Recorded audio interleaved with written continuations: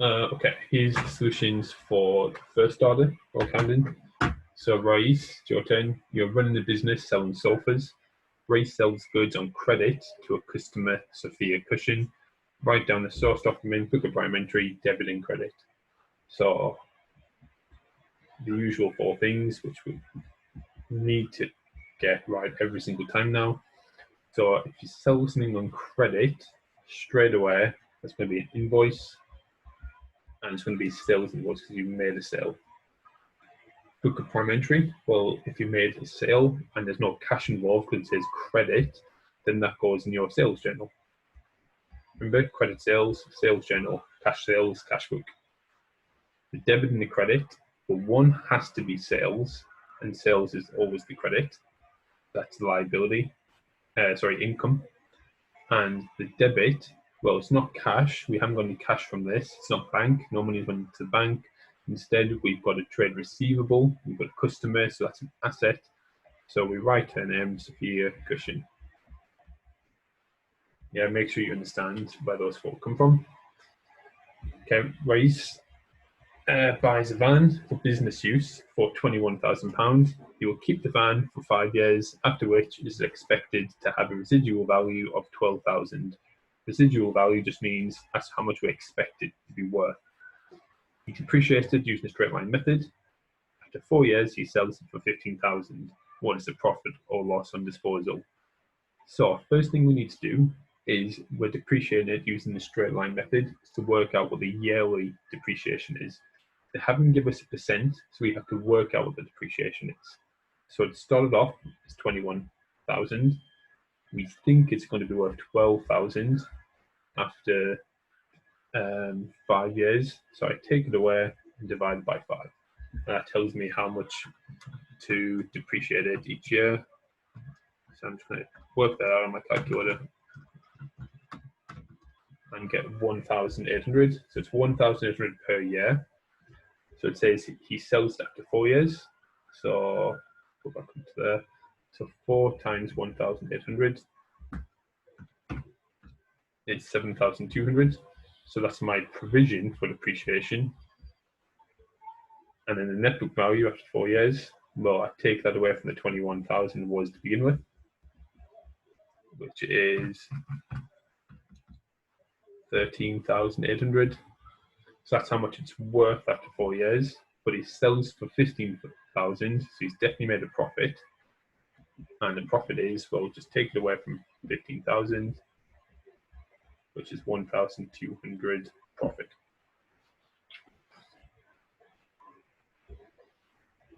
Okay, third one. The accounting year ends 31st of May 2020. So that means it began 1st of June 2019. He's put £2,000 on his income statement for rent paid.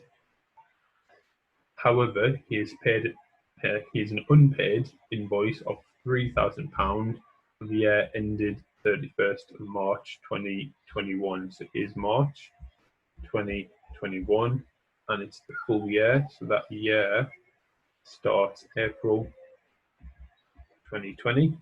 So I can split that bill up into this accounting period, the April and May, and the next accounting period.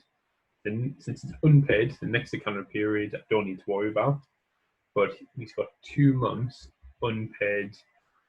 That is this month, it's an accrual. So altogether that was 3,000. So divide 3,000 by 12 to get the rent per month, which is 250. And there's 2 months that should have been included. So 2 times 250 is 500. So we've got a £500 accrual. So we have to add it on to this year's income statement. So 2,500 2,000 add 500 is 2,500 on the income statement under rent paid. And that £500 also goes under the current liabilities called the payables, because it's an accrual of expense. We owe that money. If you need to revise that, look at last week's lesson. And again, that's a skill you're going to need to be able to do in your sleep, ready for year 13.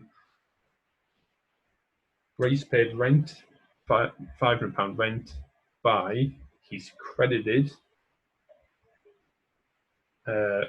rent received. So he's credited £500 there, and he's credited the bank. So that's what it looks like.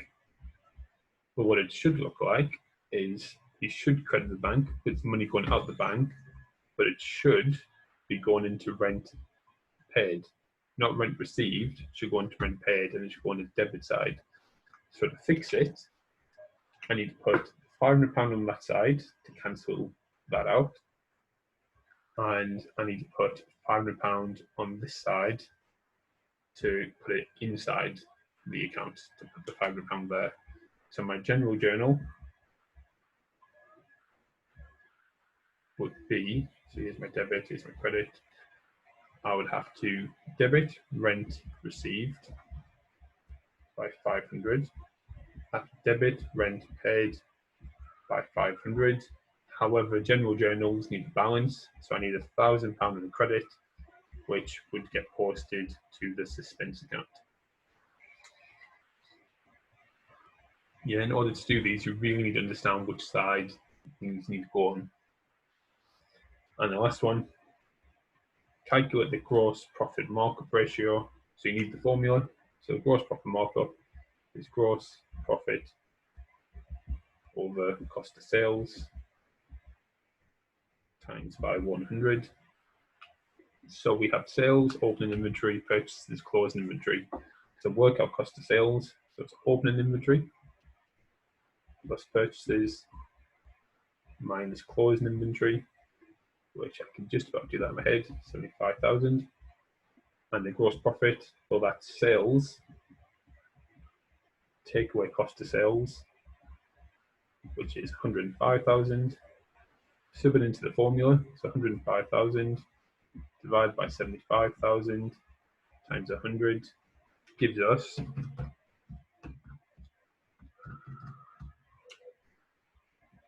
140%. And it's fine for the markup formula to be bigger than 100%. And that's it. Hope you got 5 out of 5.